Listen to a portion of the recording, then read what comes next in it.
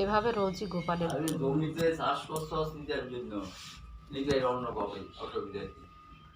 এইভাবে ঠাকুরকে রোজই ভোগ হয়। এইভাবে ঠাকুর এই নিতাই গৌর আছে না, নিতাই গৌরকে সবাই দেখতে পাচ্ছ নিশ্চয়।